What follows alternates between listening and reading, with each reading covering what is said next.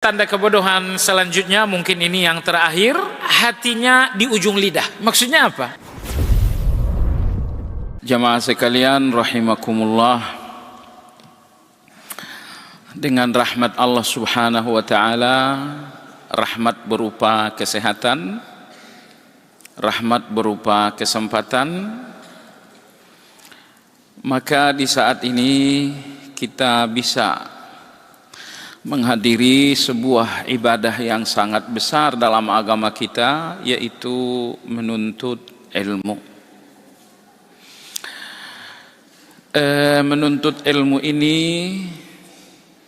sebuah ibadah yang membutuhkan kesungguhan, karena target ilmu yang sedang kita pelajari agar cinta berubah jadi benci, dan agar benci berubah menjadi cinta. Dua perubahan ini membutuhkan kedalaman argumentasi. Argumentasi yang dangkal tidak akan membuat cinta menjadi benci, juga tidak akan membuat benci menjadi cinta. Tapi dengan argumentasi yang dalam, niscaya akan terjadilah dua perubahan tadi. Cinta jadi benci, benci menjadi cinta. Cinta dan benci yang saya maksudkan, sabda Nabi SAW, huffatil jannatu bil makarih, wa huffatin nar bis syahawat. Sesungguhnya surga dipagari oleh Allah dengan kebencian-kebencian. Lapar dahaga itu kebencian-kebencian, tapi itu pagarnya surga, karena namanya puasa. Kemudian bangun tengah malam itu pun kebencian, tetapi itu pagarnya surga. Jadi surga itu dipagari oleh Allah dengan kebencian-kebencian. Tetapi neraka dipagari oleh Allah dengan kesukaan-kesukaan. Itulah pagar dari neraka, kesukaan-kesukaan, cinta dan cinta. Misalnya riba itu kan cinta kita tuh, suka kita. Pergaulan bebas itu juga enak, itu lezat itu. Tapi kita harus belajar agama ini sehingga apa suka kita menjadi tidak suka kita, apa cinta kita menjadi benci kita, dan apa benci kita menjadi cinta kita. Baiklah jamaah sekalian, dalam kesempatan ini judul yang akan kita kaji bersama-sama sebuah kutipan dari kitab Raudhatul Uqala, yang judul bebasnya adalah indikasi-indikasi atau 15 indikasi-indikasi kebodohan. 15 indikasi-indikasi kebodohan. Nah, judul ini atau kajian ini diintisarikan dari dua buku. Pertama, Raudhatul Uqala, buah karya Imam Ibn Hibban rahimahullah. Lalu yang kedua adalah Akhbarul Humaqa, buah karya Imam Abul Farj Ibnul Jauzi rahimahullahu ta'ala. Sebelum kita berbicara tentang kebodohan, kita bicara dulu tentang kecerdasan. Kecerdasan atau akal. Kecerdasan dalam Islam berbeda dengan kecerdasan dalam bahasa sehari-hari kita. Karena dalam bahasa sehari-hari, kecerdasan kita mengacu kepada angka-angka akademis. Kalau nilai Anda rata-rata 9, apalagi rata-rata 10, itu sudah dinamakan cerdas dalam bahasa sehari-hari. Kalau nilai Anda misalnya cum laude, itu pun sudah dinamakan cerdas dalam bahasa sehari-hari kita. Jadi cerdas dalam bahasa sehari-hari selalu mengacu pada angka-angka akademis. Tetapi cerdas dalam agama kita tidak seperti itu. Maka Ibnu Hibban di bagian awal dari buku itu mengatakan cerdas dalam pandangan Islam dua. Pertama, mengenali kebaikan lalu mencintainya. Yang kedua, mengenali keburukan lalu membencinya. Jadi tujuan cerdas atau cerdas dalam agama kita bahwa Anda kenali kebaikan dan tidak cukup sampai Anda mencintai kebaikan tersebut. Lalu Anda mengenali keburukan, itu pun tidak cukup sampai Anda membenci keburukan tersebut. Itulah kecerdasan versi Islam. Karena tujuan Islam terhadap setiap manusia adalah untuk jadi mulia. Dan tidak ada orang yang mulia tanpa menjalankan kebaikan dan menghindari keburukan. Di dalam kehidupan sehari-hari, kehidupan bernegara, banyak orang-orang berpendidikan tinggi, kecerdasan akademisnya luar biasa, tapi ujung-ujungnya masuk penjara. Gara-gara misalnya korupsi dan lain-lain. Apa yang terjadi? Inilah kecerdasan akademis itu tidak membuat orang menjadi mulia. Jadi satu-satunya kecerdasan yang membuat orang menjadi mulia adalah kecerdasan versi Islam. Kenali kebaikan lalu mencintainya. Nomor dua, kenali kejahatan dan keburukan lalu membencinya. Kalau Anda mampu dua hal ini, Anda cerdas dalam Islam. Boleh jadi kita sudah mengenali 5 kebaikan, 10 kebaikan dan mencintainya, tapi kita harus terus belajar karena kebaikan itu bukan 5. Kebaikan itu bukan 10. Kebaikan itu bahkan lebih luas dari lautan yang Anda lihat. Makanya perjalanan menuntut ilmu enggak ada selesainya. Kalau kebaikan itu cuma 10 pasal, ya 10 kali pertemuan selesai kajian. Begitu juga dengan keburukan. Anda pasti sudah mengenali beberapa keburukan dan membencinya. Tapi apakah keburukan itu hanya beberapa? Keburukan itu pun mungkin lebih luas dari laut yang kita lihat. Mungkin sampai usia kita berakhir pun kita nggak akan tuntas mengenali semua kebaikan dan semua keburukan. Nah, oleh sebab itu teruslah belajar, sungguh-sungguhlah menuntut ilmu, agar setiap hari ada kebaikan-kebaikan yang Anda kenal dan Anda cintai. Dan agar setiap hari ada keburukan-keburukan yang Anda kenal lalu Anda benci.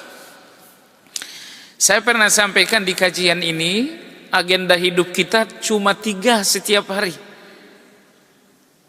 3 agenda inilah yang menjadi doa Anda di pagi hari.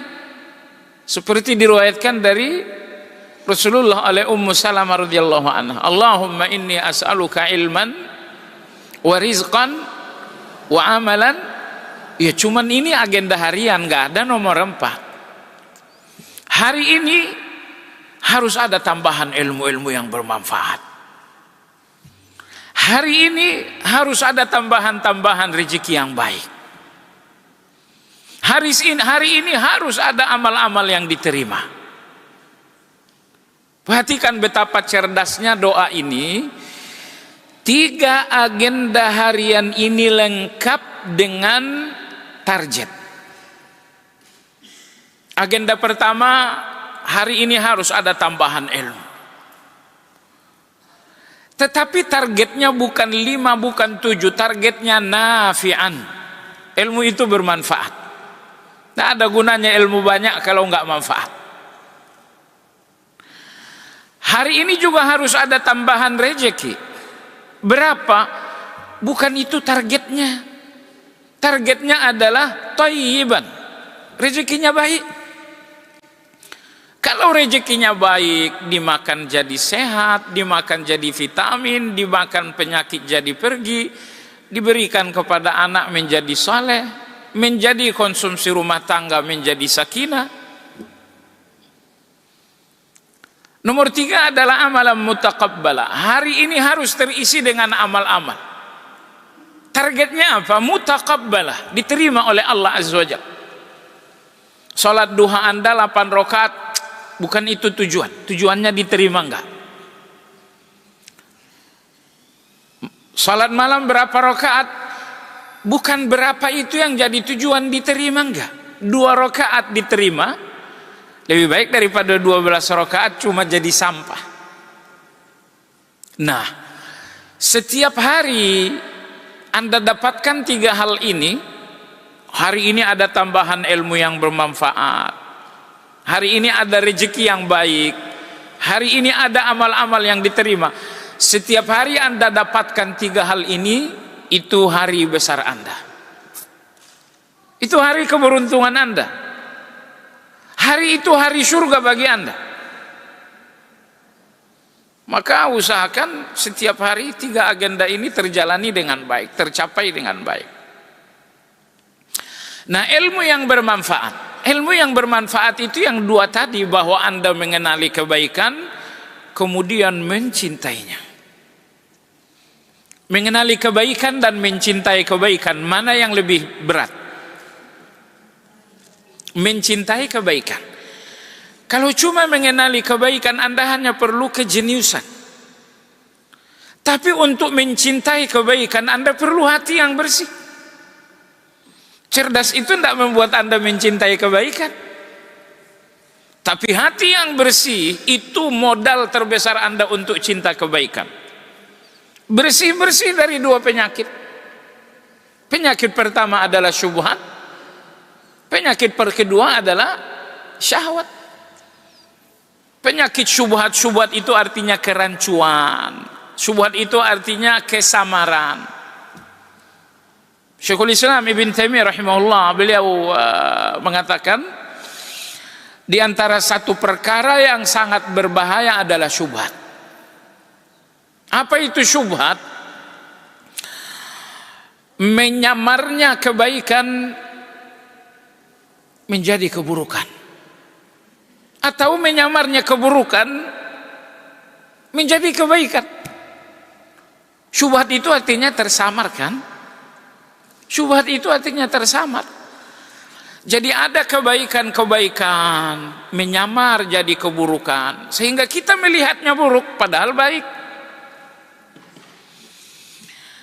Ngapain berjilbab? Itu tradisi orang Timur Tengah. Tuh kan? Jilbab itu kebaikan bukan? Tiba-tiba datang alasan dan sudut pandang yang sangat buruk, sehingga kebaikan ini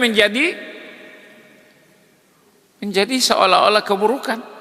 Inilah yang saya maksudkan tadi, kebaikan menyamar menjadi, kadang-kadang keburukan itu menyamar menjadi kebaikan, sehingga kita benar-benar melakukannya terus-menerus. Riba itu kan suka sama suka. Di sana tidak ada tipu menipu, di sana nggak ada curi mencuri.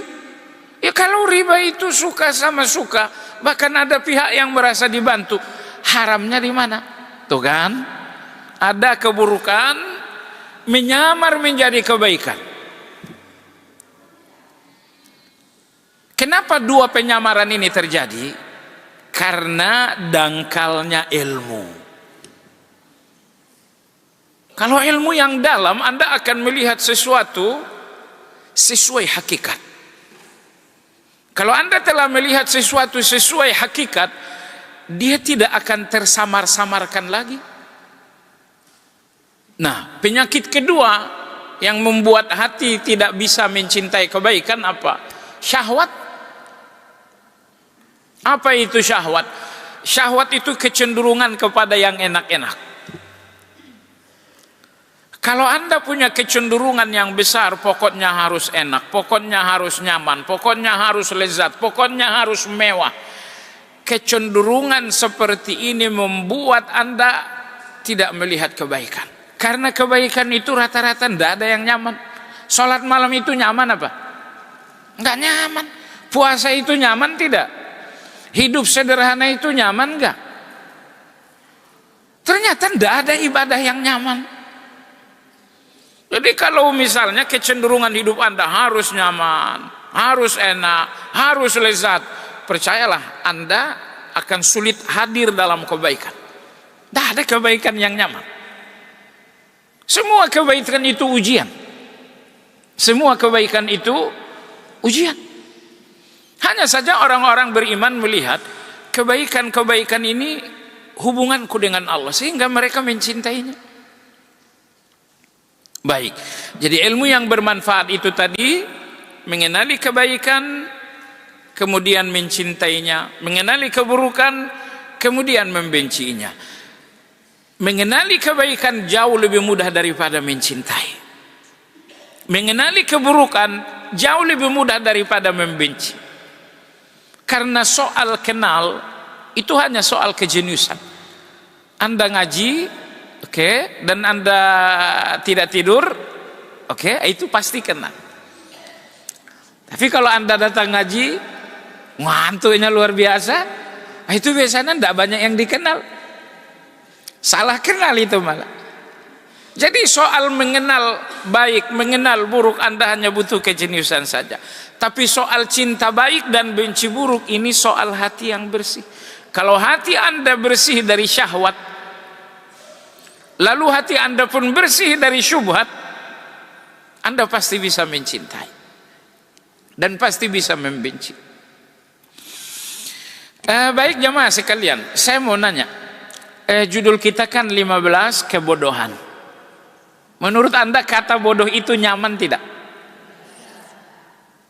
Harusnya diganti enggak? Jangan. Kenapa? Semua istilah dalam agama kita memiliki nilai psikologis. Orang-orang yang enggak Islam itu istilah agamanya apa? Kafir. Nyaman tidak? Oh, kasar kali. Orang-orang jahat itu istilah agamanya apa? Setan. Tuh kan? Semua istilah-istilah ini tidak nyaman terdengar. Kenapa? Agar orang tidak nyaman dalam istilah itu. Ya kalau setan ini kita halus-haluskan lagi, orang akan nyaman jadi setan nanti. Nah kalau kebodohan ini kita apologis, kebodohan ini kita halus-halusin, nanti orang tidak jadi soal, jadi bodoh. Jadi bodoh aja deh, nggak jadi soal. Orang yang nggak Islam kita namai dengan nonis. Wah keren sekali, saya jadi nonis aja. Dengarnya keren. Jadi agama kita saat memberikan gelar, saat agama kita memberikan istilah, agama kita memang nggak memberikan istilah yang nyaman untuk yang buruk. Sebaliknya agama kita juga nggak akan memberikan istilah yang kasar untuk yang baik. Ada istilah agama kita yang kasar untuk yang baik? Nggak ada. Atau apakah agama memberikan kita istilah yang lembut untuk yang buruk? Nggak ada. Ingat, baik buruk, kasar atau lembut, kalau sesuai tempat itu kebaikan. Kata-kata kasar sesuai tempat, baik atau buruk? Ya baik. Tapi kata-kata lembut salah tempat, itu baik atau buruk? Buruk. Makanya kata Ibnu Qayyim rahimahullah ta'ala, salah satu tongkat akhlak yang mulia adalah al-adal. Al-adil, adil. Adil itu salah satu pilar akhlak dalam agama kita. Apa maksud adil? tempatkan semuanya sesuai tempat. Kasar sesuai tempat itu bagus. Lembut salah tempat itu jelek. Nah, akhlak ini salah satu pilarnya, tempatkan baik di tempat yang baik dan tempatkan buruk di tempat yang buruk. Orang jahat dikasih kursi empuk, itu kan nggak tempatnya. Orang jahat itu di penjara. Ya, tapi kalau imam masjid masuk penjara itu juga nggak bagus, karena itu salah tempat. Jadi sekali lagi jamaah sekalian, istilah bodoh, oh itu terasa kasar. Kasar kalau digunakan untuk orang yang pintar. Tapi kalau bodoh untuk orang yang bodoh itu pas. Dan agama kita memberikan istilah yang gak nyaman ini agar orang gak nyaman berada dalam istilah itu. Maka saya katakan tadi, semua istilah dalam agama kita memiliki nilai psikologis. Termasuk ketika agama kita menyebutkan bodoh. Bodoh gak nyaman sekali, kasar sekali. Iya, agar orang tidak ada yang jadi bodoh. Nah, baik jemaah sekalian yang saya hormati, dalam agama kita berbeda antara bodoh dengan jahil, antara bodoh dengan ummi. Kan ada bahasa Arab, Nabi kita adalah seorang yang ummi, tapi beliau bukan orang yang bodoh. Orang-orang sekarang banyak yang bodoh padahal mereka tidak ummi. Apa bedanya jemaah sekalian? Bodoh dalam bahasa agama kita lebih dititik beratkan pada perilaku, bukan dititik beratkan pada akademis. Sehingga walaupun ada orang yang akademisnya bergelar profesor, tapi kalau perilakunya perilaku anak TK, bagus kalau anak TK, perilakunya perilaku ragunan. Oh, itu bodoh dalam agama kita. Profesor misalnya, tapi melakukan pelecehan. Profesor tapi melakukan pelecehan terhadap mahasiswa misalnya, mahasiswi misalnya. Agama kita nggak akan memberikan gelar pintar itu. Agama kita mengatakan kamu bodoh. Oh, saya profesor. Bodoh itu bukan soal profesor, perilaku. Ya kalau perilakunya seperti ragunan, pintarmu di mana? Tidak ada jenisnya seseorang kalau perilakunya jelek.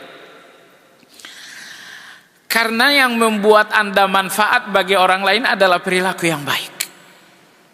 Walaupun Anda nggak punya gelar akademis yang mentereng, atau bahkan nggak ada gelar akademis, tapi perilaku Anda tidak buruk, Anda manfaat bagi semua orang. Anda manfaat bagi semua orang. Tapi gelar tinggi, jabatan tinggi, perilaku sangat jelek, Anda kerugian bagi orang lain. Nah, salah satu tugas penting kita di atas kehidupan ini jadi orang yang bermanfaat. Nabi kita bersabda, akmalul mu'minina imanan ahsanuhum akhlaqa. Orang yang paling sempurna dalam beriman, orang yang paling sempurna dalam berakhlak. Khairun nas anfa'uhum linnas. Manusia terbaik adalah manusia yang paling jadi manfaat bagi orang lain. Hartanya manfaat bagi orang lain, jabatannya manfaat bagi orang lain, profesinya manfaat bagi orang lain, kecerdasannya manfaat bagi orang lain. Baik jemaah sekalian yang saya hormati. Nah, kalau ummi itu cuman nggak bisa tulis, nggak bisa baca. Nabi kita dinamakan seorang rasul yang ummi karena beliau tidak bisa baca dan tidak bisa tulis. Tapi justru itu menjadi keistimewaan Nabi. Seandainya Nabi kita bisa baca, tambah lagi beliau bisa nulis, pasti orang-orang mengatakan Al-Quran ini karya ilmiah beliau. Beliau udah membaca Taurat, membaca Injil, maka Quran ini mungkin ringkasannya beliau. Tapi tidak ada dalam sejarah jahiliyah yang menuduh Nabi kita menjiplak. Oh ini Quran ini jiplak Taurat, jiplak Injil, tidak ada. Kenapa? Karena Nabi kita memang tidak bisa tulis dan tidak bisa baca, sehingga beliau selamat dari tuduhan-tuduhan menciptakan Al-Quran, menjiplak Al-Quran. Baik jamaah sekalian yang saya hormati, jahil atau kebodohan tercela dalam agama kita. Tidak ada sama sekali positifnya kebodohan itu. Seorang kaum salaf ditanya, al-jahlu akbaruda, penyakit paling buruk, penyakit paling mematikan itu adalah kebodohan. Sampai-sampai ada yang mengatakan ma'usiyallahu bidzambin aqbaha minal jahl.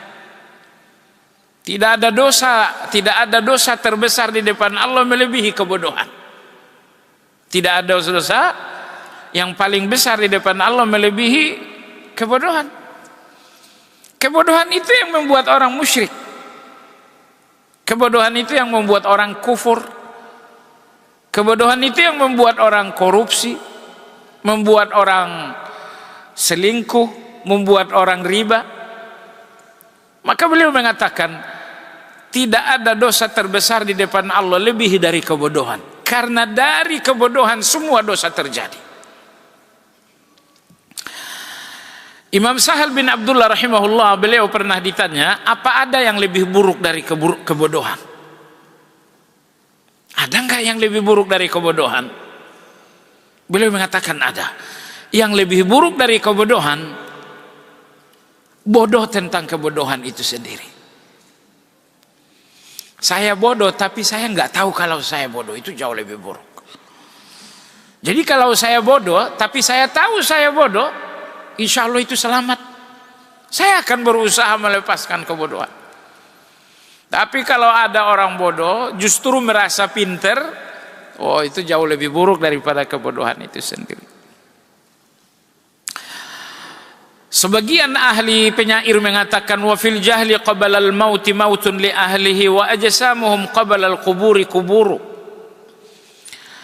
Artinya kebodohan itu adalah kematian bagi seseorang, sehingga tubuhnya adalah kuburan sebelum tubuh itu dikubur. Kebodohan adalah kematian, sehingga tubuhnya kuburan sebelum tubuh itu sendiri dikubur. Apa yang dikubur? Kecerdasan itu dikubur, akal itu yang dikubur. Baik jemaah sekalian, betapa buruknya kebodohan sehingga orang bodoh pun tidak mau ngaku bodoh.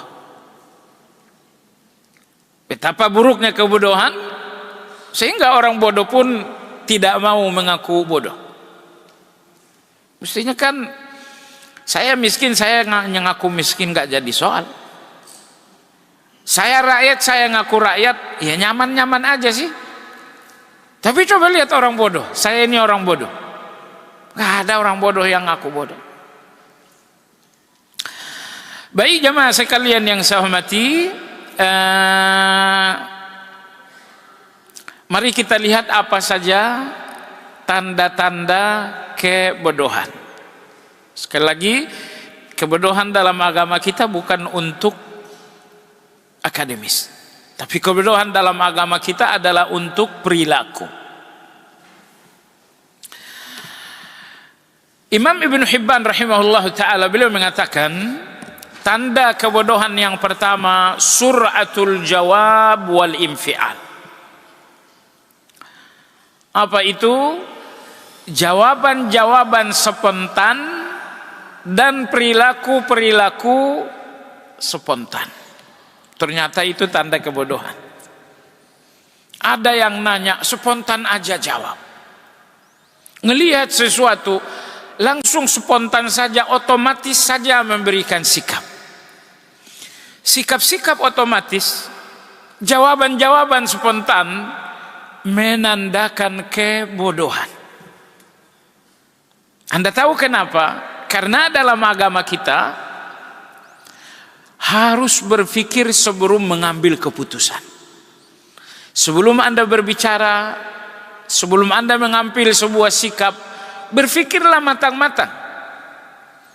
Nah, kalau Anda selalu spontan, kalau Anda selalu otomatis, berarti Anda belum berpikir lebih matang. Atau bahkan Anda belum mikir sama sekali.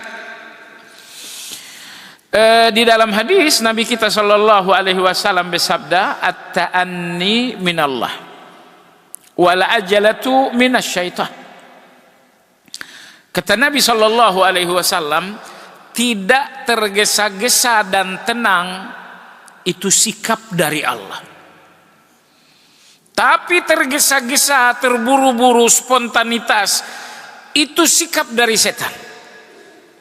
Jadi Anda fahamilah ya, begitu Anda spontanitas, Anda terburu-buru, Anda tergesa-gesa, oh Anda sedang berada dalam kekuasaan setan.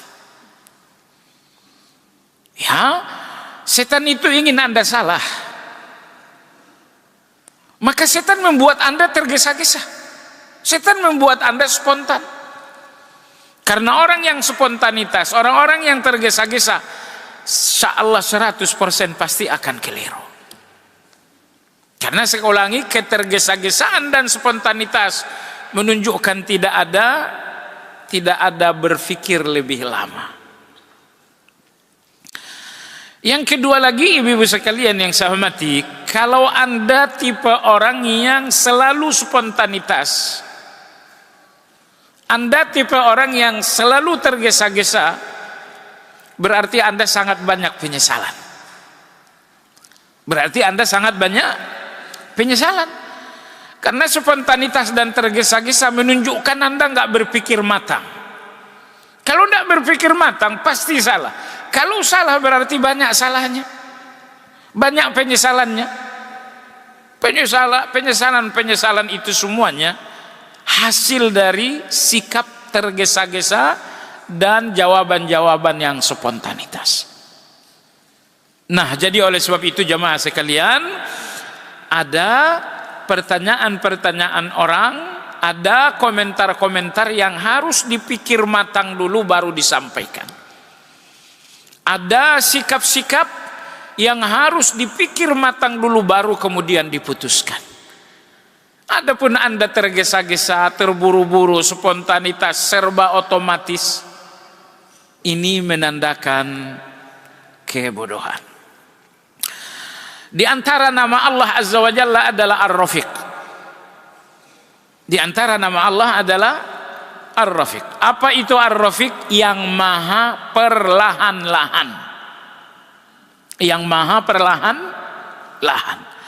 Allah mampu menciptakan langit dan bumi sekejap, tapi Allah memilih perlahan-lahan dalam 6 hari. Allah mampu menciptakan manusia dalam sekejap, tapi Allah perlahan-lahan dalam 9 bulan. Allah mampu menurunkan Al-Quran sekejap, tapi Allah perlahan-lahan menurunkan Al-Quran selama 23 tahun. Allah yang tahu segala-galanya, jadi nggak mungkin salah. Mampu segala-galanya sehingga nggak mungkin tidak mampu. Kenapa Allah memilih perlahan-lahan? Kenapa Allah nggak serba kun fayakun saja? Sekali lagi, karena memang salah satu sifat Allah dan nama Allah adalah Ar-Rafiq, bahwa Allah maha perlahan-lahan. Itu sebabnya tadi Nabi kita bersabda, sikap perlahan-lahan, penuh perhitungan, ini adalah sikap dari Allah. Karena Allah pun perlahan-lahan dalam segalanya. Tetapi tergesa-gesa, terburu-buru, spontanitas, itu semuanya dari setan. Untuk menyeret kita pada salah, untuk menyeret kita banyak penyesalan. Nah, jadi oleh sebab itu jamaah sekalian, di rumah, dengan tetangga, di dalam pergaulan, di kehidupan sehari-hari, banyak sikap yang sebenarnya harus Anda tahan dulu, dan banyak ucapan yang seharusnya memang Anda harus timbang matang-matang dulu.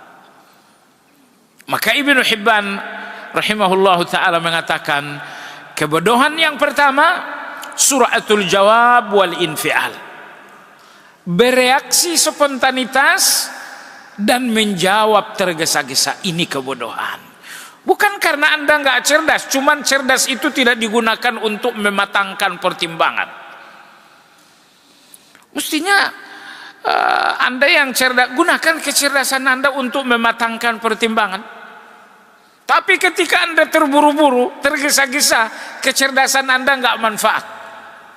Karena kecerdasan itu hanya manfaat ketika Anda perlahan-lahan untuk mematangkan satu sikap. Baik jamaah sekalian yang saya hormati, ini tanda kebodohan yang pertama.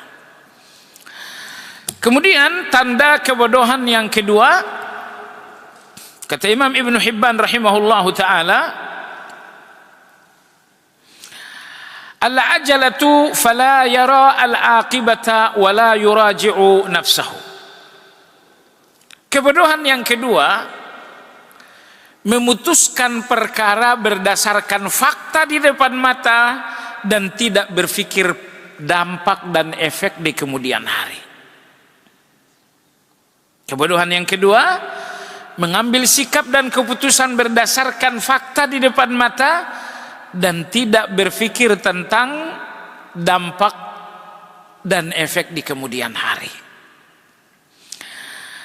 Nah, jemaah sekalian yang saya hormati, saya kasih contoh dari dunia ibu-ibu. Bapak kalau salah sedikit, apalagi parfum akhir-akhir ini lebih menyengat, itu sudah kemana-mana. Rasa-rasanya ada yang berubah, udah ceraikan saya. Ucapan Anda dan sikap Anda ini faktanya dangkal. Hanya apa yang di depan mata Anda, hanya itulah pijakan Anda untuk sikap tersebut. Berpikirkah Anda 2 bulan yang akan datang, 2 tahun yang akan datang, 5 tahun yang akan datang, ketika anak gadis akan menikah dan Anda bercerai, apa jadinya? Apa bahagianya anak-anak dalam pernikahan sementara kedua orang tuanya berpisah? Jadi oleh sebab itu jemaah sekalian, di antara tanda kebodohan bahwa keputusan Anda hanya berpijak pada fakta di depan mata dan tidak mempertimbangkan dampak di kemudian hari. Ingat ya, kadang-kadang ada kesalahan yang kecil di depan mata tapi ternyata besar berdasarkan dampak. Ada satu hadis ini hadis mauquf. Yang dimaksud hadis mauquf adalah ucapan sahabat. Hadis ini diriwayatkan oleh Imam Nasa'i, juga diriwayatkan Imam Baihaqi dalam Syu'abul Iman, juga diriwayatkan Imam Al-Munziri dalam At-Targhib wa At-Tarhib. Utsman radhiyallahu anhu, beliau bercerita. Kata beliau, mabuk itu induk dari segala kejahatan. Lalu beliau memberikan contoh. Dulu di tengah generasi sebelum kita,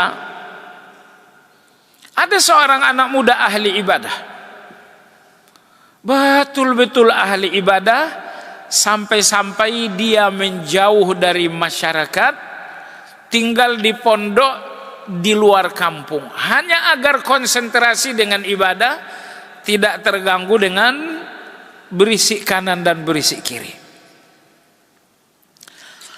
Tapi ternyata ada seorang perempuan yang menaruh rasa terhadap si anak muda tersebut. Rupa-rupanya perempuan ini tidak bisa menahan rasa tersebut.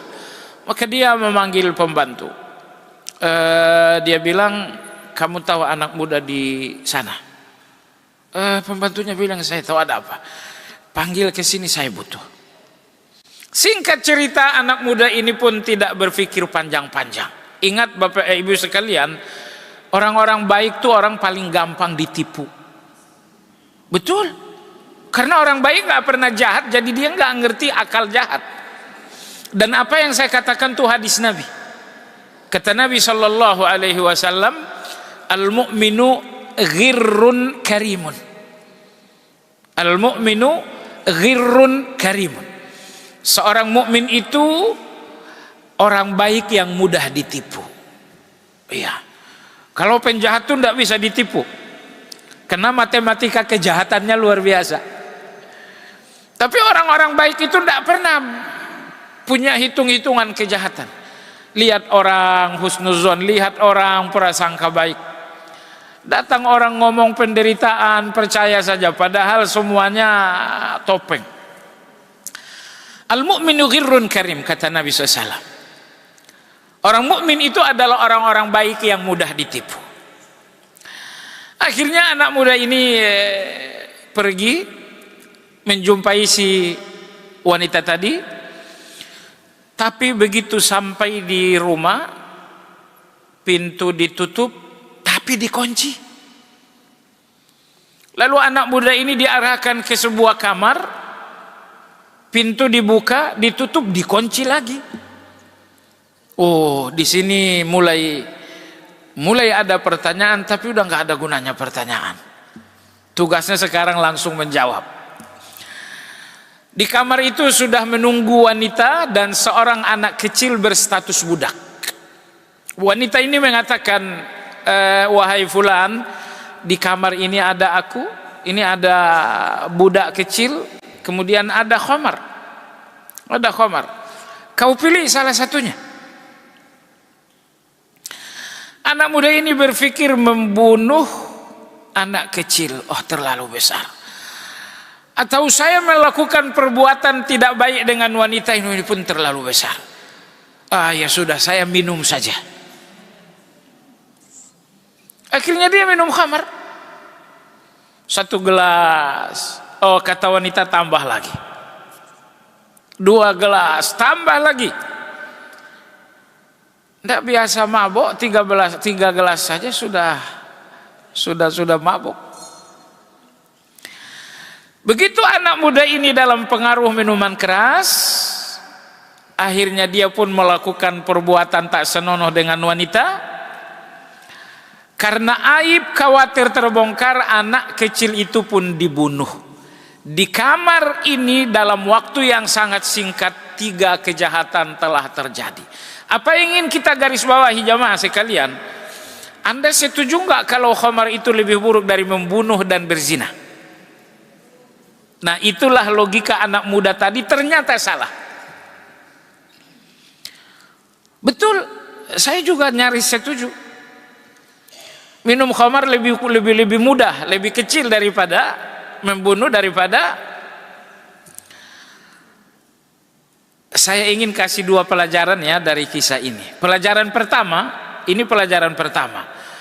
orang-orang baik itu ngasih pilihan untuk memudahkan. Tapi orang-orang jahat itu ngasih pilihan untuk menyandra. Coba lihat anak perempuan dalam kisah ini. Dia kasih pilihan untuk memudahkan atau untuk menyandra? Untuk menyandra. Itu orang jahat itu. Orang-orang jahat selalu memberikan pilihan-pilihan, tapi justru untuk menawan Anda. Sementara orang-orang baik ngasih pilihan untuk melonggarkan. Kamu bayarlah 5 juta. Ya kalau tidak mampu sekarang ya sudah, dicicil saja. Ini orang baik ini. Karena orang baik selalu memberikan pilihan untuk memudahkan. Allah Azza wa Jalla juga selalu memberikan pilihan untuk memudahkan. Tapi kalau orang jahat itu ngasih pilihan itu untuk menyandra, untuk menyulitkan.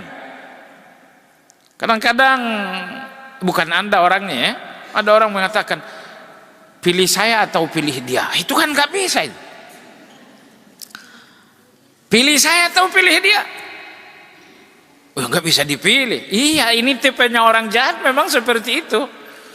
Tipenya orang jahat selalu memberikan pilihan tapi bukan untuk memudahkan, melainkan untuk menyandra, untuk menyulitkan, untuk menggelisahkan. Nah, si anak muda tadi dikasih 3 pilihan, tapi ini bukan pilihan untuk memudahkan, bukan. Kamu berikan mau saya, kamu bunuh anak ini, atau kamu minuman keras. 3-tiganya bukan pilihan. Pilihannya nomor 4, saya kabur. Itu pilihannya. Nah, tadi ibu dan saya hampir sepakat dengan anak muda tadi bahwa dari 3 pilihan minum khamar ini yang lebih ringan. Tapi ternyata tidak. Kenapa? Karena melihat efek dan dampak, ternyata khamar yang kecil ini besar sekali. Ya, kalau dilihat di kasat matanya, kalau cuma kasat mata, khamar ini lebih kecil daripada membunuh. Tapi ternyata tanpa khamar anak muda ini nggak akan membunuh. Dengan khamar anak muda ini membunuh. Maka oleh sebab itu, walau kasat matanya khamar ini lebih kecil daripada membunuh, tapi kalau dilihat dampaknya ternyata khamar ini lebih buruk daripada membunuh. Kalau membunuh sudah selesai. Tapi coba lihat khamar membunuh, berzina. Mungkin kalau ada yang keempat, nomor 4, ada nomor 5 juga. Nah, kembali kepada kajian kita ibu-ibu sekalian yang saya hormati, orang-orang bodoh itu kata Imam Ibnu Hibban selalu memutuskan sesuatu berpijak pada fakta kasat mata, bukan berpijak pada efek dan dampak.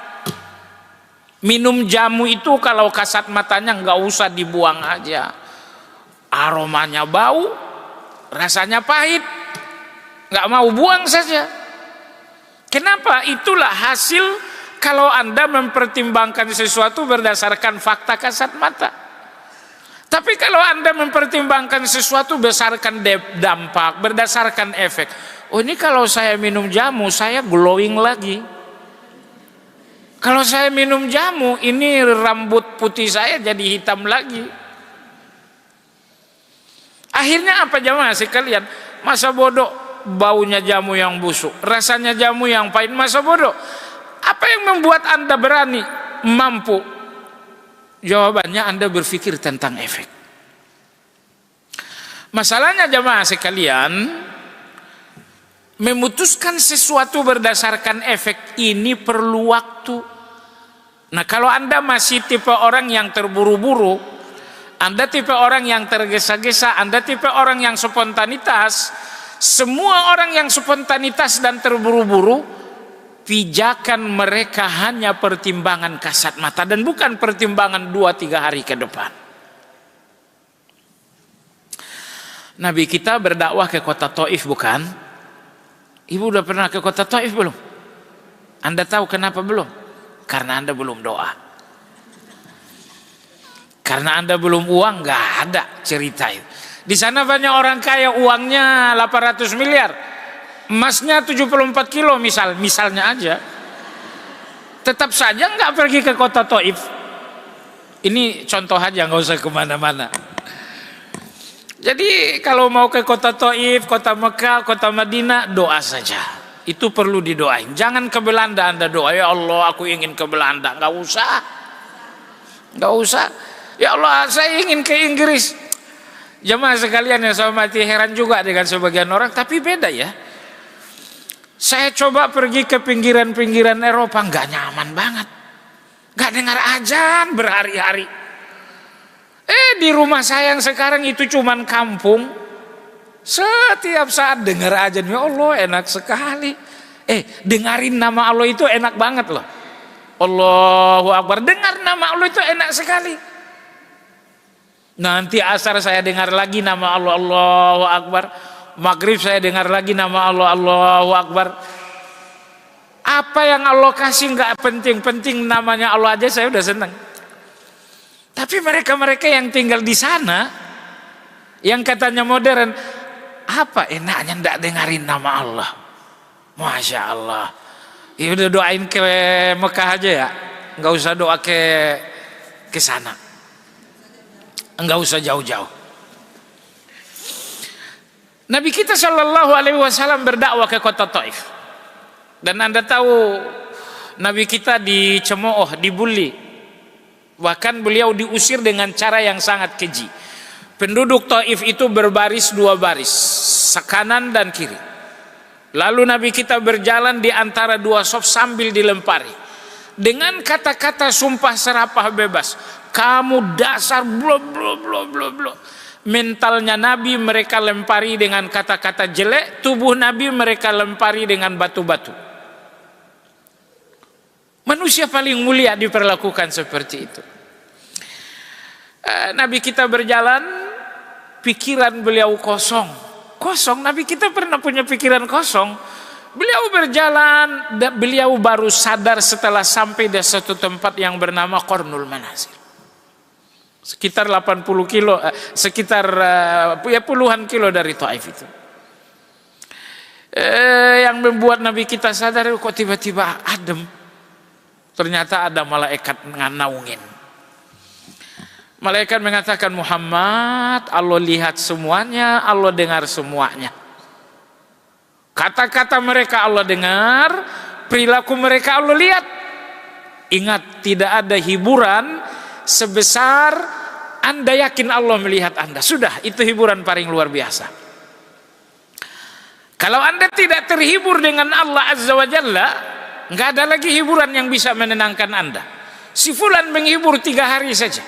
Si fulan datang menjenguk Anda nyaman 2 jam saja. Oh, tadi datang Bapak Presiden jenguk saya. Enak, nyaman, semangat.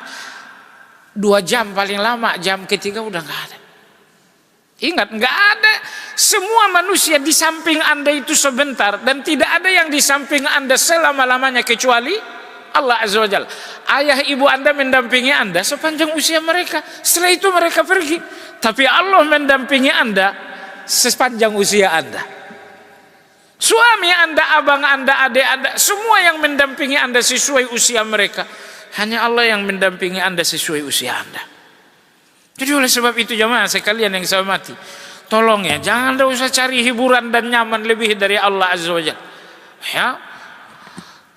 Maka malaikat mengatakan, Muhammad, Allah dengar semua ucapan mereka.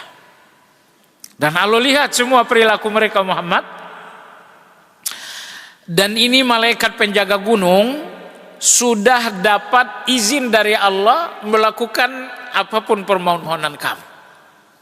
Kalau kamu ingin 2 gunung batu yang mengapi kota Taif ini diangkat, ditimpakan kepada orang Taif sampai semuanya mati, detik ini juga dijalankan.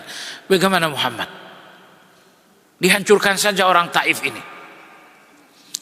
Seandainya Nabi kita tipe orang yang mengambil keputusan berdasarkan fakta kasat mata, apalagi berdasarkan baper, Nabi kita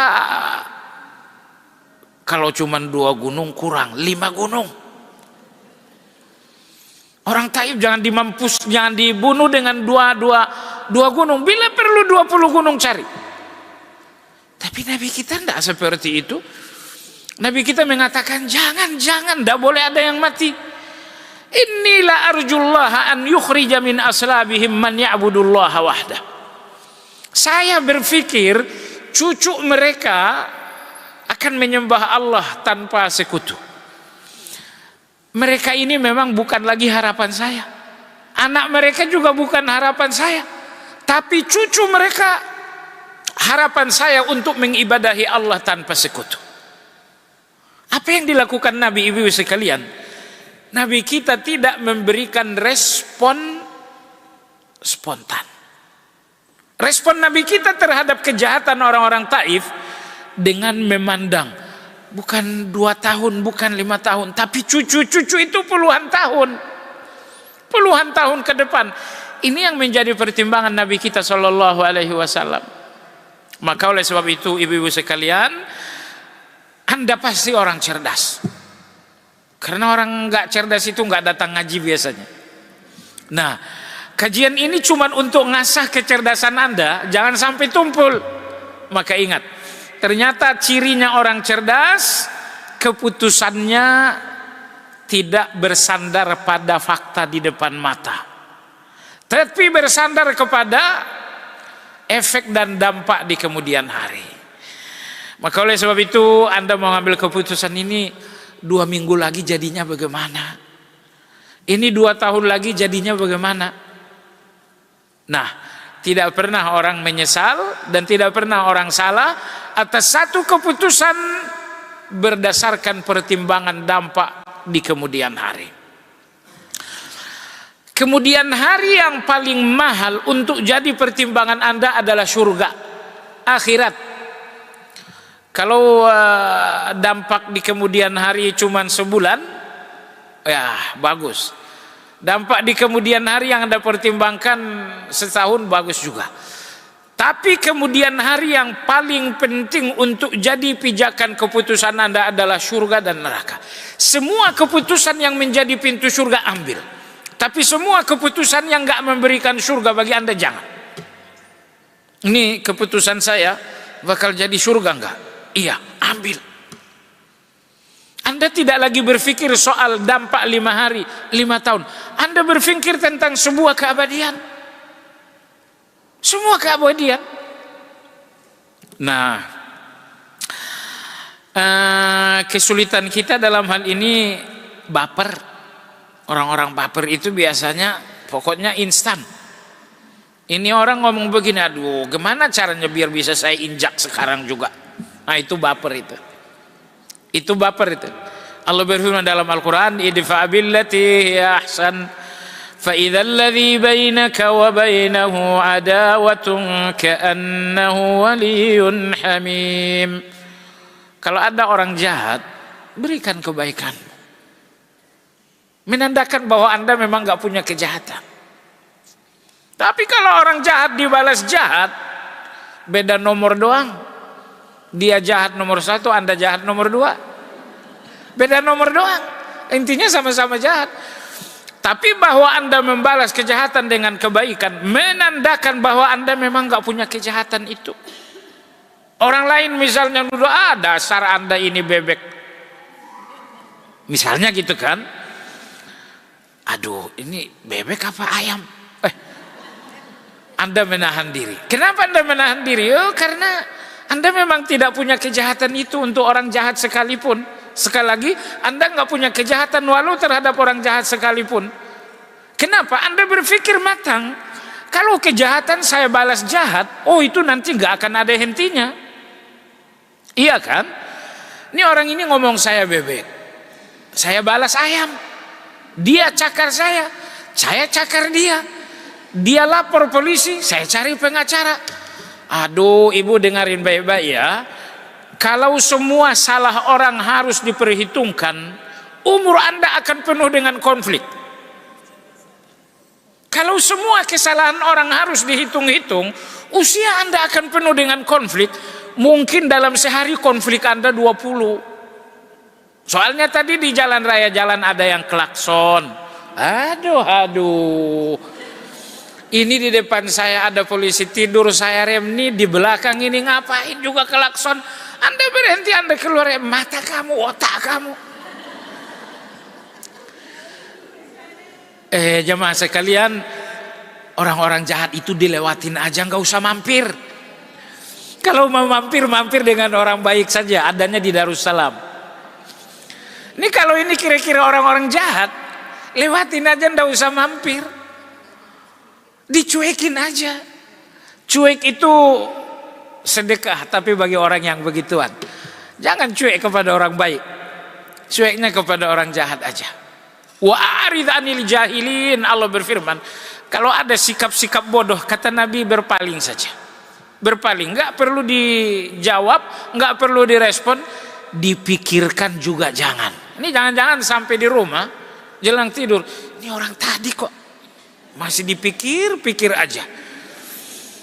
Ibu, aslinya saya juga seperti itu. Saya suka baperan juga. Tapi Nabi kita ngajarin doa anti baper. Allahumma inni a'udzubika minal hammi wal hazan. Ya Allah, aku berlindung kepadamu dari al-hammi wal hazan. Dari apa? Dari ketakutan dan dari kegelisahan.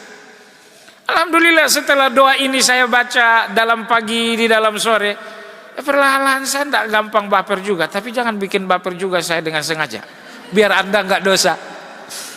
Biar Anda nggak dosa.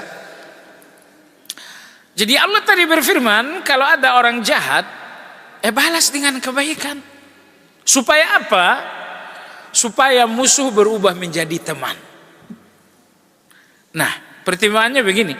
Ini musuh ini bakal musuh terus atau musuh ini bakal jadi teman? Kalau musuh dibalas dengan jahat, jahat balas jahat, itu artinya Anda sedang mengabadikan permusuhan. Tapi kalau memang Anda ingin musuh ini jadi kawan akrab, kalau begitu balas jahatnya dia dengan baik Anda. 100% itu akan menjadi kebaikan. Dia akan menjadi teman. Nah, baik jemaah sekalian yang saya hormati. Nah, ketika Anda membalas kejahatan tapi dengan kebaikan, itu karena Anda berpikir ke depan. Saya ingin dia sahabat. Mungkin hari ini dia bukan sahabat saya. Tapi 2 minggu lagi dia harus jadi sahabat saya. Kasih kebaikan. Kirimkan hadiah. Oh, kamu berangkat umroh besok ya? Oh, jadi sahabat itu. Ya, kalau hadiahnya cuman duren bawor mungkin nggak berubah kali. Tapi kalau hadiahnya diajak umroh, Nabi kita bersabda tahabbu. Kata Nabi, sungguh-sungguhlah berbagi hadiah supaya kalian penuh cinta. Baik, tanda kebodohan yang ketiga, al-ifratu fi ad-dhahik bi ghairi mujibin.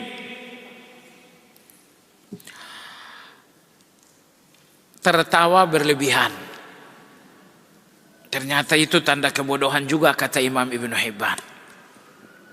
Tertawa berlebihan.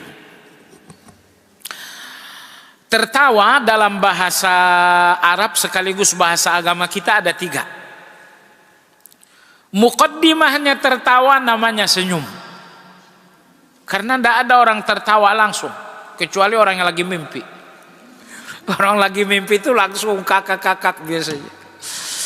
Tapi orang yang sadar, orang yang sedang bangun, tertawa itu butuh muqaddimah. Muqaddimahnya adalah senyum. Kalau Anda sudah senyum bersambung dengan dohik. Dohik ini tertawa, suaranya keluar. Lalu level tertinggi tertawa adalah kohkohah. Kohah itu Anda tertawa, keluar suara sampai ke rumah Pak RT. Kalau Anda tertawa terdengar kawan bicara, terdengar satu ruangan, itu masih biasa. Tapi kalau tertawa ini sampai terdengar keluar jauh, bahasa kitanya terbahak-bahak. Tertawa seperti ini tercela dalam agama kita. Tertawa seperti ini tercela. Jadi ada 2 tertawa yang dibenarkan. Senyum ini bukan dibenarkan, itu dianjurkan. Senyum ini tidak dibenarkan tapi dianjurkan, kata Nabi, tabassumuka fi wajhi akhika sadaqah. Senyum kamu untuk temanmu itu sedekah itu. Jadi kalau ingin sedekah dengan uang, Anda hanya bisa sedekah kepada 5 orang karena uang Anda juga nggak banyak-banyak. Tapi kalau Anda ingin sedekah dengan senyum, udah mati pun Anda bisa sedekah. Pasalnya Anda foto sama kawan senyum. Anda udah pergi lihat foto, senyumnya masih ada. Iya kan? Aduh, nih kawan saya nih, senyumnya nih. Jadi senyum ini sedekah. Kata Nabi, tabassumuka fi wajhi akhika sadaqah. Nah, jadi sudah. Sekarang matematikanya jangan keliru juga. Kalau senyum itu sedekah, kalau begitu ndak usah bawa uang. Ya sedekah dengan dua-duanya. Kalau bisa dengan nomor 3, dengan nomor 4. Jangan kalau sudah ada sedekah senyum jadi nggak sedekah dengan uang juga. Anda keliru juga. Anda ngakal-ngakalin padahal bukan akal. Baik jemaah sekalian, nomor 2 tertawa, ada suara tapi tidak terbahak-bahak. Ini ditoleransi, ini hukumnya boleh, ini hukumnya tidak terlarang.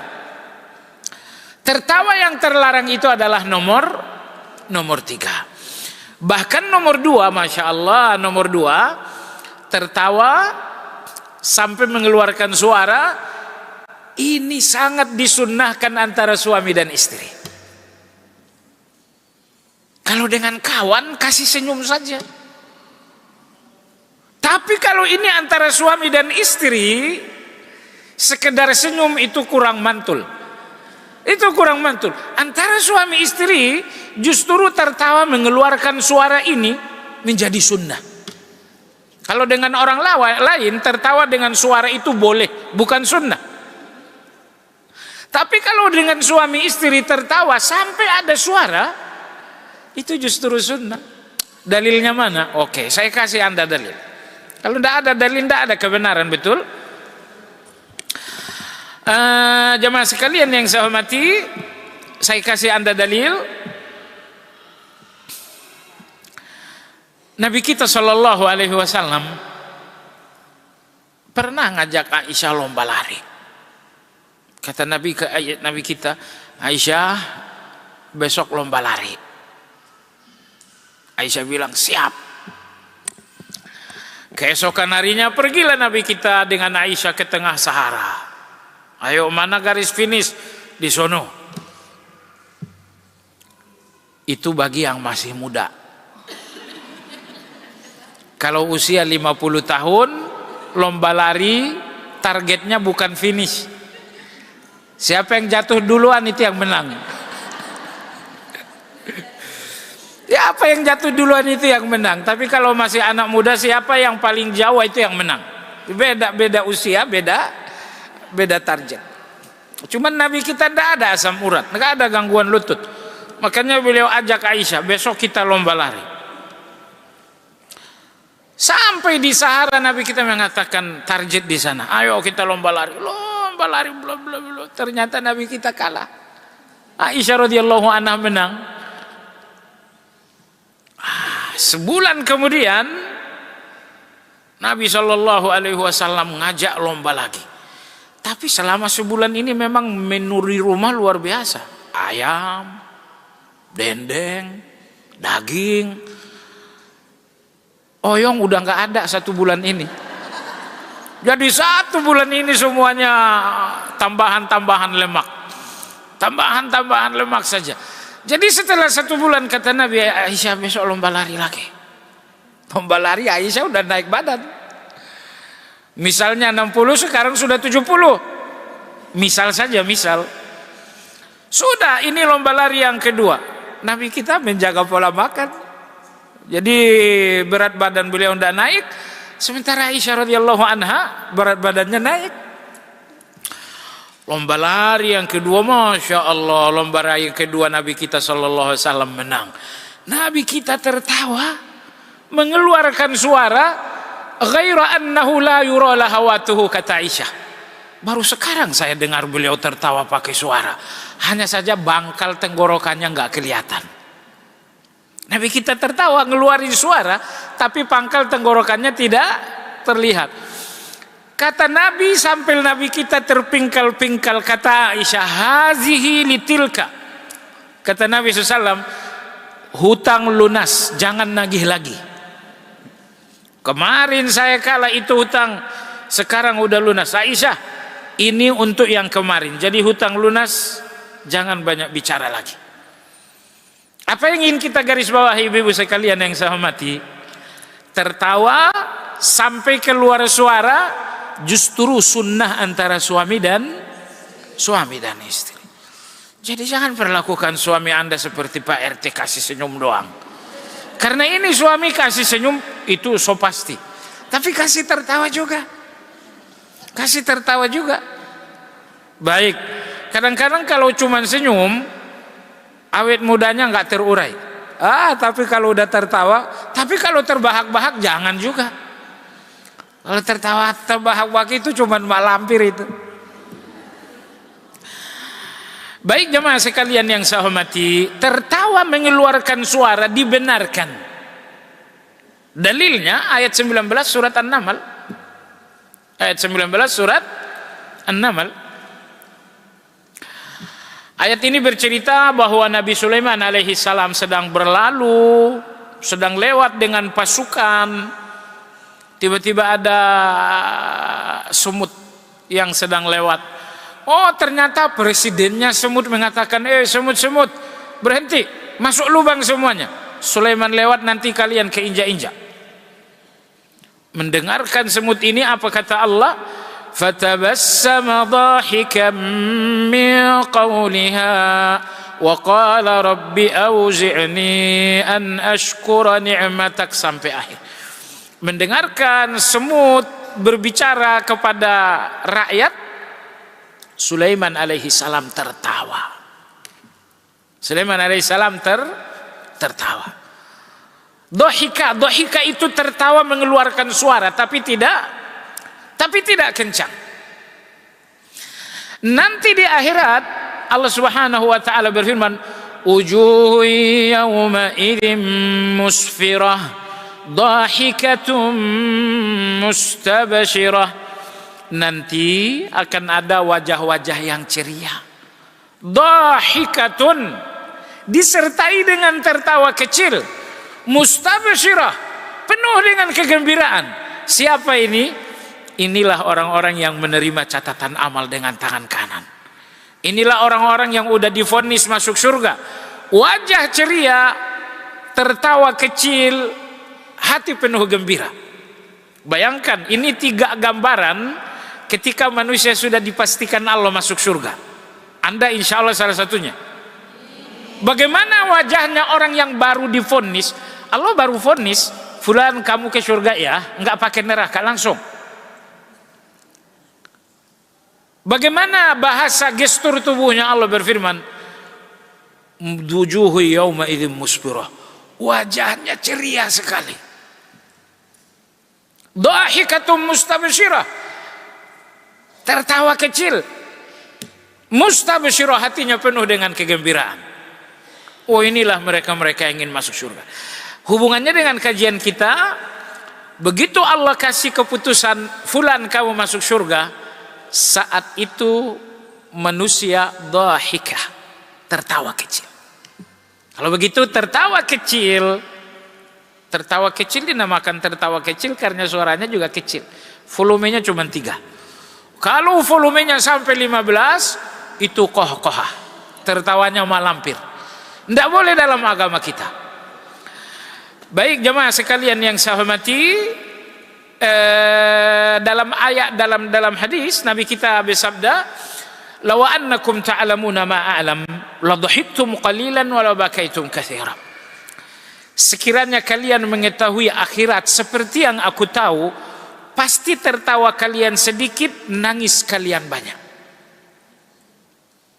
Pasti tertawa kalian sedikit, maka tertawa yang sedikit dibenarkan. Bahkan antara suami istri disunnahkan. Yang dilarang adalah tertawa berlebihan. Berlebihan karena terus menerus tertawa. Setiap saat tertawa. Bahkan ada profesi bikin orang tertawa. Itu bukan profesi yang baik. Itu bukan profesi yang baik. Dapat uangnya banyak betul, tapi insya Allah nggak bakal berkah itu. Nah, baik jemaah sekalian yang saya hormati, jadi Nabi kata, andai kata kalian tahu akhirat seperti aku tahu, pasti tertawa kalian sedikit. Berarti tertawa sedikit itu boleh, artinya jangan berlebihan. Jangan berlebihan jumlahnya, jangan berlebihan caranya. Berlebihan jumlah, setiap saat tertawa. Berlebihan cara, kalau tertawa sampai sakit perut, suaranya volume 15. Baik jemaah sekalian yang saya hormati, berikutnya di antara tanda kebodohan lagi, yang keberapa ini sekarang? Oke, yang keempat, kasratul iltifat. Itu tanda kebodohan lagi yang keempat. Apa kasratul iltifat? Banyak menoleh lewat di jalan raya,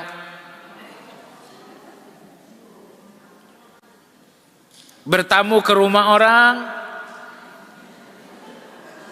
waduh, sampai rumah menjambal, sakit sakit tengkuk. Begitu juga ngaji, ndak fokus ke kajian, tapi di sana ndak usah baper Anda. Tapi duduk ngaji begini lah. Ternyata banyak menoleh seperti ini tanda kebodohan. Kenapa jamaah sekalian yang saya hormati? Ini merupakan tanda kebodohan. Pertama, ini menandakan Anda nggak mantap.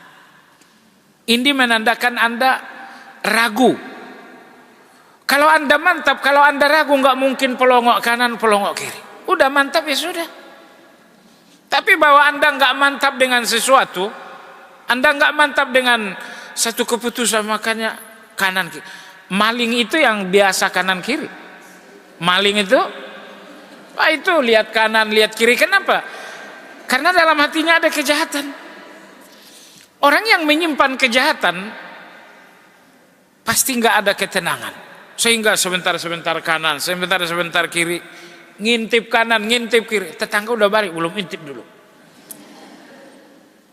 Baik jamaah sekalian yang saya hormati, jadi terlalu banyak berpaling, ya lihat kanan, lihat kiri, enggak henti-hentinya menoleh kanan, menoleh kiri, menandakan hati yang sedang ragu, atau bahkan menandakan hati yang sedang menyimpan keburukan. Dua-duanya ini adalah kebodohan. Ingat jamaah sekalian yang saya hormati, Anda bisa menyembunyikan keburukan itu di dalam hati, tapi wajah Anda akan menampakkannya. Kata Imam Hasanul Basri rahimahullah, tidak mungkin seseorang menyembunyikan keburukan di dalam hatinya, melainkan azharahullahu ala safahati wajhihi au ala falatati lisanihi. Tidak mungkin seseorang menyembunyikan keburukan, melainkan keburukan itu akan keluar dari wajah atau melompat dari bicara. Sehingga keburukan itu tidak bisa ditahan-tahan. Pasti keburukan itu melompat dari bicara Anda, atau dia akan keluar dari wajah Anda. Kalau begitu, ya solusinya jangan pernah menyimpan keburukan. Berpikir baik saja, husnuzon saja tentang orang lain. Jadi banyak melihat ke kanan, melihat ke kiri, pelongok ke kanan, pelongok ke kiri, menandakan situasi hati yang nggak mantap. Buruk-buruknya lagi menandakan situasi hati yang sedang merencanakan yang tidak baik. Kemudian berikutnya jemaah sekalian, di antara tanda kebodohan berikutnya, yang keberapa ini? Yang kelima adalah ta'natul akhyar wa ghibatuhum wa yuksir min uyubihim liyubarhina ajazahu. Tanda kebodohan berikutnya, menyebutkan keburukan-keburukan orang baik, padahal sesungguhnya hanya untuk menutupi kalau dia juga buruk. Menyebutkan kekurangan orang-orang lain, menggibah aib orang lain, tapi jeleknya justru dia untuk membenarkan keburukan dia. Kamu kenapa merokok? Astagfirullah. Kiai fulan 5 bungkus sehari. Tuh kan? Anda menyebutkan kekurangan seorang kiai, di situ Anda gibah. Itu baru pasal 1. Pasal kedua, ternyata Anda sebutkan kekurangan si kiai tadi supaya Anda nggak disalahkan. Tuh kan? Kan ini dua pasal ya. Kalau rata-rata orang gibah ya gibah, nggak nyaman, nggak enak kalau bicara lurus-lurus aja, belok kanan belok kiri lah. Gibah dia. Tapi orang bodoh itu jamaah sekalian, gibahnya orang bodoh untuk membenarkan kejahatannya dia. Kamu korupsi cuma 5 juta dibandingkan fulan 500 juta. Tuh Anda gibah orang lain, tapi tujuan Anda untuk melegalisir kejahatan Anda. Pertama, orang-orang bodoh itu pasti banyak kejahatan. Sebab orang pintar itu saja yang selamat dari kejahatan. Cuman betapa bodohnya orang ini ketika dia menutup-nutupi, menyederhanakan kesalahannya dengan menyebutkan kesalahan orang lain. Rumah tanggamu udah ribut, udah pisah, udah cerai. Emang kenapa si fulan aja begitu, si fulan aja, si fulan aja. Ketika Anda sebutkan nama orang-orang lain di situ, dosa gibahnya udah positif. Dan lebih buruknya lagi, Anda gibah orang lain justru untuk melegalisir, untuk membenarkan, untuk menyederhanakan kesalahan Anda. Anda nggak mau disalahkan, tapi tidak ada cara supaya tidak disalahkan kecuali menyebutkan kesalahan orang-orang tertentu. Nah, saya lihat kebodohan yang satu ini banyak. Orang kita salahkan, akhirnya kesalahan kita diungkit-ungkit. Ya kan? Oh, kamu harus begini. Kalau kamu begini bagaimana? Ini perilaku orang, ini perilaku orang bodoh. Mereka ingin kesalahan mereka tidak diungkit, ya, kesalahan mereka disederhanakan, kesalahan mereka ditoleransi, cuman dengan mengungkit-ungkit kesalahan orang lain. Maka di antara tipe orang yang susah dinasehati, pertama orang yang dinasehati lalu membantah. Nomor dua, orang-orang yang dinasehati dia nggak ngebantah, tapi dia cari kesalahan-kesalahan kita agar kita nggak nasehatin dia lagi. Padahal ingat ya, nasihat orang atas kesalahan Anda walaupun itu nggak nyaman, itu kebaikan. Enggak selamanya obat itu jamu, enggak selamanya obat itu madu. Enggak selamanya obat itu madu, kadang-kadang obat itu harus dengan jamu. Nah, nasihat ini memang bukan obat madu. Nasihat itu adalah obat jamu. Tapi ketika saya nasihati Anda, oh ya kamu sholat ke masjid lah. Ah, kamu nasihati saya sholat ke masjid, istrimu aja kau ndak urus, anakmu saja ndak diurus. Ngapain nasihatin saya? Sekali lagi ini adalah orang bodoh. Tidak mau dinasihati. Ingin bertahan dengan kesalahan dan kejahatan. Cuman ketika satu nasihat tidak bisa ditolak, akhirnya dia ungkitlah kesalahan orang lain. Dicari-cari kesalahan orang lain agar kesalahannya tidak dipersoalkan. Ini tanda kebodohan berikutnya. Tanda kebodohan berikutnya lagi jemaah sekalian adalah al-ikhtilatu bil asyrar wa mu'anasatuhum.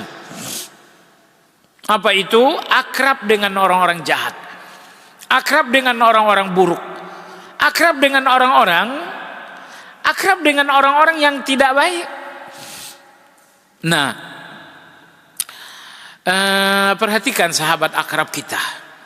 Akrab kita itu adalah kita. Dari keakraban itu perjalanan surga dimulai, tetapi dari keakraban yang salah perjalanan neraka dimulai. Bencana manusia adalah manusia sendiri.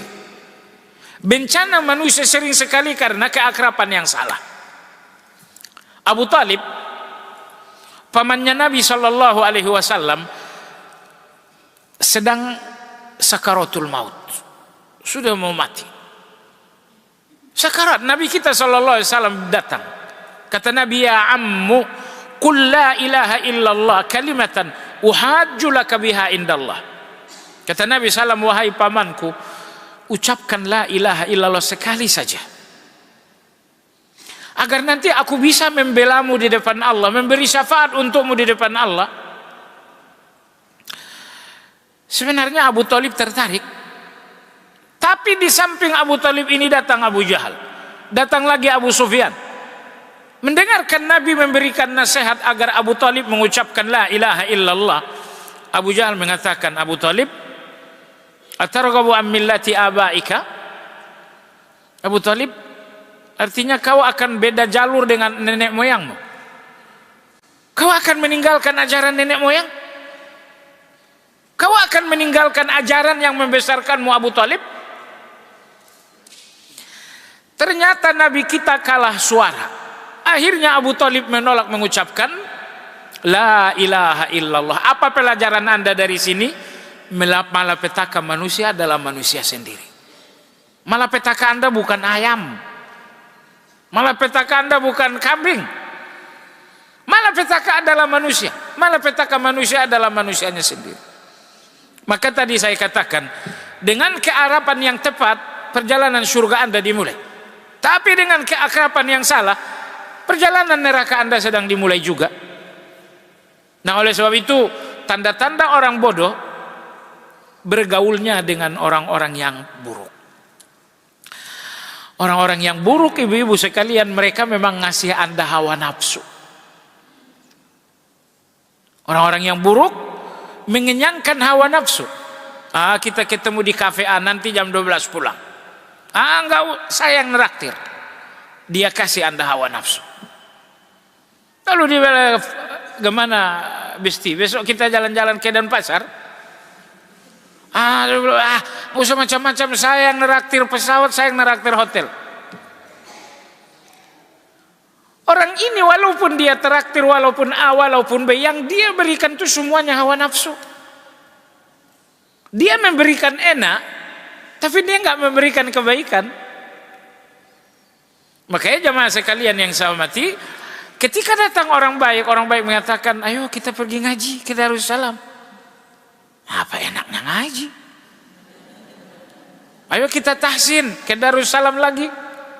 Mending juga jalan-jalan ke mall. Jalan-jalan di mall ndak lihat, cuma lihat-lihat aja saya udah senang. Apa istilahnya kata ibu-ibu? Rojali. Cuci mata. Rojali itu artinya jalan-jalan dan lihat-lihat doang. Jalan-jalan dan lihat-lihat, enggak beli. Nah, baik jamaah sekalian, maka Imam Ibnu Hibban rahimahullah mengatakan di antara tanda-tanda kebodohan akrab dengan orang-orang buruk. Apa yang membuatnya akrab dengan orang buruk? Karena orang buruk itu memang ngenyangin nafsu. Karena orang-orang buruk itu memang memberikan dan memuaskan syahwat. Tapi Anda nggak tahu bahwa nafsu yang membuat Anda yang membuat Anda puas dari orang-orang buruk, justru disitulah kecelakaan, disitulah kehancuran. Maka oleh sebab itu jamaah sekalian, kalau standar hidup kita adalah itu tadi saya katakan, enak, nyaman, lezat, insya Allah Anda jarang-jarang hadir dalam kebaikan. Anda juga nggak akan akrab dengan orang-orang baik, karena orang baik itu tidak memberikan Anda hawa nafsu. Baik jamaah sekalian yang saya hormati, kita lanjut. Tanda kebodohan berikutnya jamaah sekalian, al-ightiraru indal iqbal wal ghammu indal i'rad. Apa itu? Bangga diri ketika didekati tapi gelisah ketika dijauhi. Bangga diri ketika didekati, tapi gelisah dan stres ketika dijauhi. Ini ciri orang bodoh. Maksudnya apa? Begini. Orang bodoh itu kata Imam Ibnu Hibban, kalau Anda dekat dengan dia, Anda akrab dengan dia, dia bangga dengan dirinya sendiri. Dia bangga dengan dirinya sendiri. Ya. Kenapa? Karena dia merasa telah mendapat validasi dan pengakuan dari Anda. Makin banyak yang datang, makin merasa divalidasi. Makanya banyak yang datang dia bahagia. Kenapa? Karena sekali lagi dia orang-orang bodoh itu sangat capek untuk dapatkan pengakuan, untuk mendapatkan tepuk tangan dari manusia. Padahal jamaah sekalian ingat ya, jalan yang bernama ikhlas itu sepi, di sana tidak ada tepuk tangan sama sekali. Jalan yang bernama keikhlasan, jalan yang bernama ketulusan itu sepi, nggak ada tepuk tangan, nggak ada keramaian sama sekali. Jadi kalau Anda tipe orang-orang yang ikhlas, memang jalan Anda adalah jalan yang sangat sepi. Sementara orang bodoh itu adalah orang yang terus-menerus mencari validasi diri. Saya harus diakui, saya harus dikagumi, saya harus dibanggakan oleh orang lain. Nah, tapi orang-orang bodoh ketika mereka sangat mencari validasi diri, sangat bangga dengan pengakuan orang lain, mereka juga sangat sedih, sangat stres, sangat tertekan ketika dijauhi. Itu orang bodoh. Bagaimana dengan orang pintar? Orang pintar ibu-ibu sekalian tidak pernah cari pengakuan diri. Anda ngakuin saya, nggak ngakuin saya nggak jadi soal. Anda berkawan dengan saya, tidak berkawan dengan saya, nggak jadi soal. Jadi manusia ini jamaah sekalian, pujian manusia tidak perlu bikin kita mekar telinga. Tapi celaan manusia juga tidak perlu bikin hati kita menjadi kecut. Kenapa? Manusia ini serba berubah. Tidak ada manusia yang permanen, semua manusia berubah. Orang yang hari ini dekat dan memuji-muji, nggak usah terlalu nyaman. 3 hari, 4 hari lagi dia akan berubah. Tapi orang yang hari ini nggak dekat dengan Anda, atau bahkan mencemooh Anda juga nggak usah terlalu gelisah. 3 hari, 4 hari dia akan berubah juga. Nggak boleh bahagia dan gelisah kita ini dikendalikan orang lain. Ya, kendalikan gelisah Anda sendiri, kendalikan bahagia Anda sendiri. Jangan biarkan bahagia dan gelisah Anda dikendalikan oleh orang lain. Nah, berbeda dengan orang-orang bodoh ini.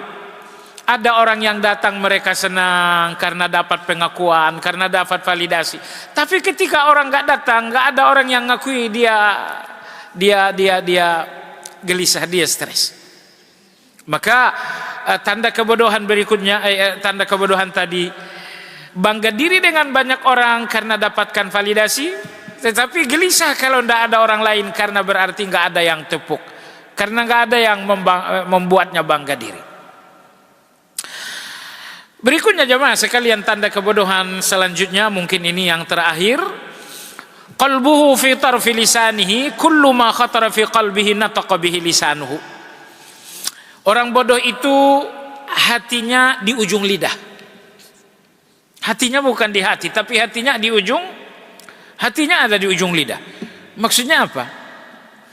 Hati ini gunanya untuk nyimpan rahasia. Banyak hal yang mesti harus dirahasiakan kepada orang lain. Tapi orang-orang bodoh hati mereka di ujung lidah. Maksudnya apapun isi hati keluar. Apapun yang terpendam dimuntahkan. Tidak ada rahasianya orang-orang bodoh itu. Makanya Imam Syafi'i rahimahullah beliau mengatakan, kehormatan seseorang dengan merahasiakan 3 hal. Kehormatan dan harga diri seseorang dengan merahasiakan 3 hal. Jadi fungsikan hati Anda ini baik-baik. Gunanya hati, tempatnya rahasia. Maka jangan tempatkan hati itu di ujung lidah, sehingga apapun isinya ketahuan sama orang lain. Suami mau bagaimana ketahuan, anak bagaimana ketahuan, keuangan bagaimana ketahuan. Setiap hari selalu breaking news. Iya, setiap hari selalu ada berita-berita baru. Kenapa? Inilah orang-orang yang hatinya di ujung lidah. Hati yang seharusnya digunakan untuk berangkas nyimpan rahasia, oh tidak, hatinya bukan lagi untuk nyimpan rahasia. Hati itu di ujung lidah. Semua isinya hati dikeluarkan oleh lidah. Tidak ada rahasia. Sebab itu Imam Syafi'i mengatakan, kehormatan seseorang merahasiakan 3 hal. Yang pertama, kitmanul faqr hatta yadhunna an-nasu min shiddati ta'affufika annaka ghani. Yang pertama, rahasiakan keuangan. Rahasiakan keuangan. Karena kalau banyak uang jadi cerita, banyak yang minjam padahal belum tentu kembali. Kalau tidak ada uang juga dibicarakan, justru Anda akan dihina. Anda akan dihina. Fulan datang, oh lagi nggak ada uang, hati-hati, paling-paling juga minjam. Jadi soal keuangan ini rahasia, tidak perlu disebarluaskan. Karena kalau Anda cerita uang Anda banyak, ini mengundang orang datang minjam padahal yang mengembalikan itu sekian orang. Nomor 2, kalau Anda cerita tidak ada uang, Anda akan dihina orang, Anda akan dikecilkan orang. Ini dekat-dekat, paling-paling juga minta tumpangan pulang. Dia tahu Anda nggak punya uang bayar Grab. Baik jemaah sekalian, sembunyikan keuangan Anda. Nomor 3 kata Imam Syafi'i rahimahullah, kitmanul ghadab hatta yadhunna an-nasu min hudu'ika annaka radhi. Rahasia kedua kata Imam Syafi'i, sembunyikan kebencian agar orang nggak tahu Anda punya musuh. Sembunyikan kebencian agar orang nggak tahu kalau Anda punya musuh.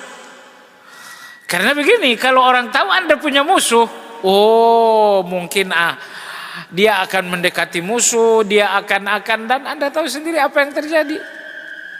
Musuh Anda mungkin akan dikipas-kipas, musuh Anda mungkin akan diadu domba. Bukan adu domba lagi, adu kebo.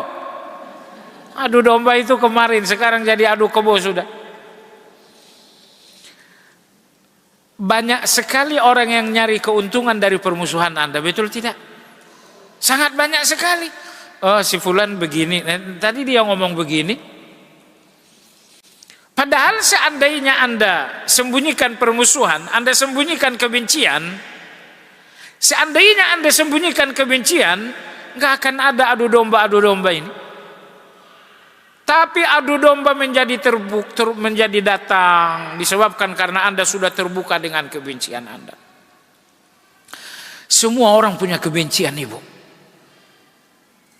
Tapi ada satu kebencian yang ditoleransi dalam agama kita. Apa itu?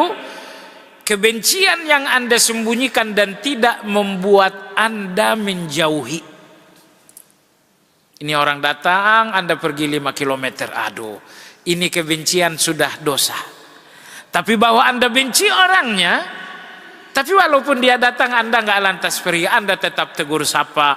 Walaupun basahnya udah basi, dibasa-basiin juga.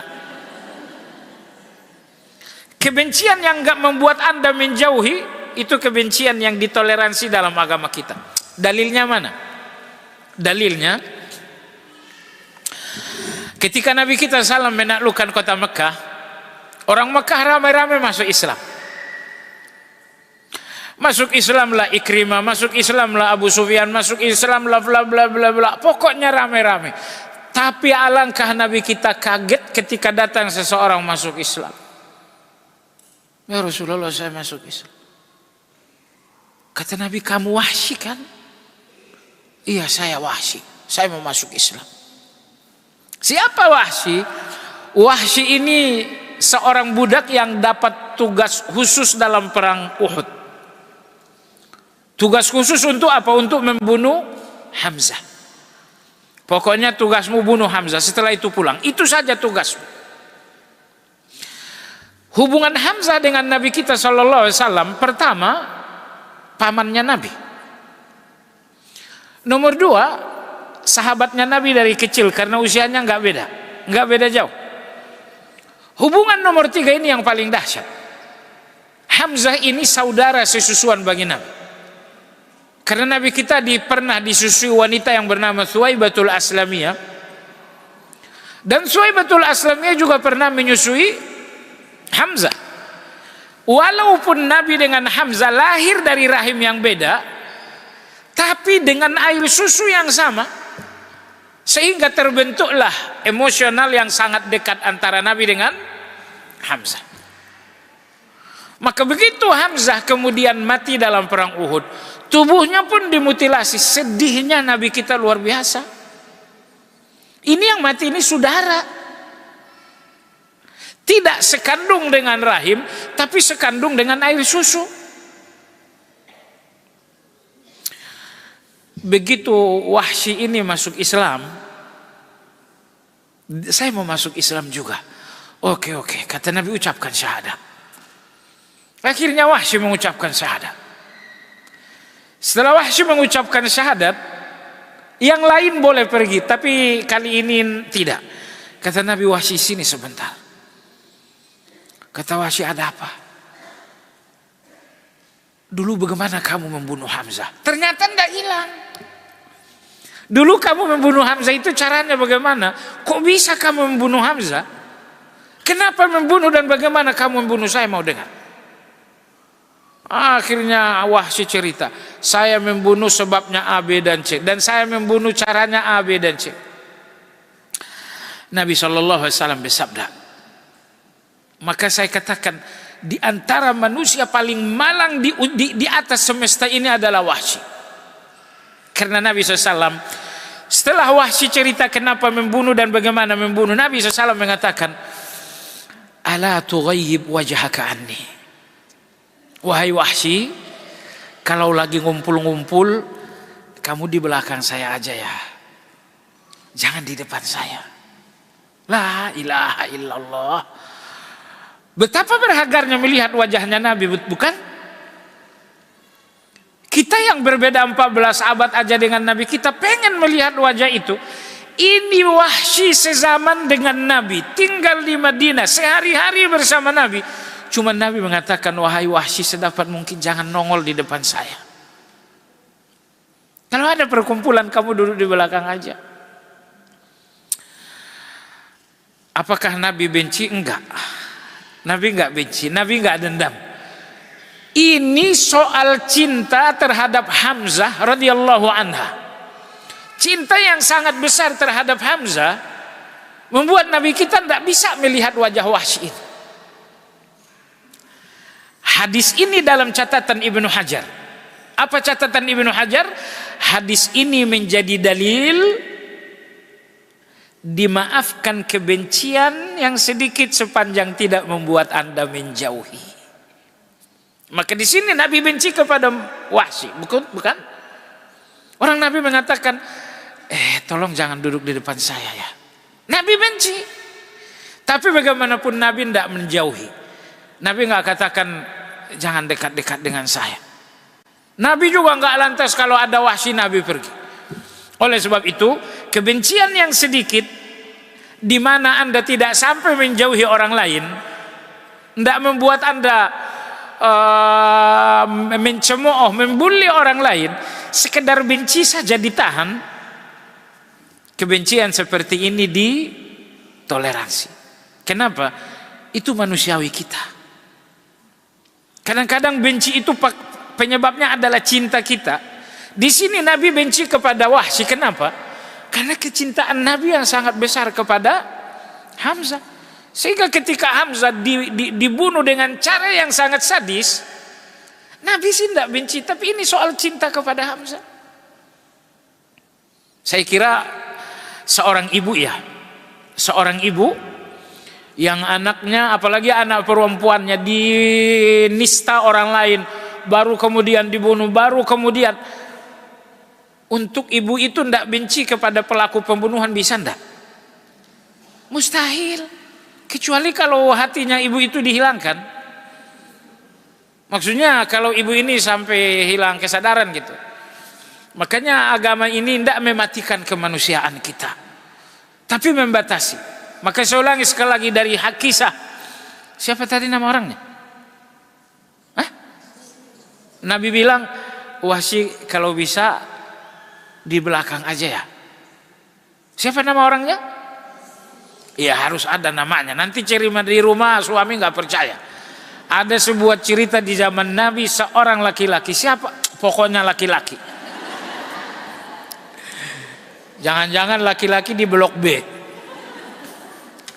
Baiklah ibu-ibu, jadi sembunyikan keuangan. Keuangan yang selalu terbuka mengundang munafik. Nomor 2, sembunyikan kebencian, sembunyikan permusuhan, agar adu-adu domba ini tidak banyak. Nomor 3, sembunyikan kesulitan dan musibah. Sembunyikan kesulitan atau musibah. Supaya apa? Supaya tidak ada yang tepuk tangan. Kadang-kadang musibah kita itu memang bikin luka, tapi yang lebih luka lagi kalau ada orang bilang syukurin. Nah, oleh sebab itu, hati ini tetap fungsikan sesuai fungsi yang sesungguhnya. Apa fungsinya hati? Untuk menyimpan rahasia. Tetapi orang-orang bodoh, kata Imam Ibnu Hibban, hati mereka tidak lagi difungsikan untuk menyimpan rahasia. Sebab hati itu telah diletakkan di ujung lidah. Apapun isinya menjadi headline, apapun isinya menjadi breaking news, apapun isinya tersebar ke timur dan ke barat. Sebab itu tadi Imam Syafi'i mengatakan, harga dirimu, kehormatanmu menyembunyikan 3 hal. Wallahu alam. Sampai di sini mudah-mudahan kajian ini ilmu yang bermanfaat untuk kita semua. Kita tutup dengan zikir kafaratul majlis. Subhanakallahumma wa bihamdika asyhadu an la ilaha illa anta astaghfiruka wa atubu ilaik. Alhamdulillahirabbil alamin. Assalamualaikum warahmatullahi wabarakatuh.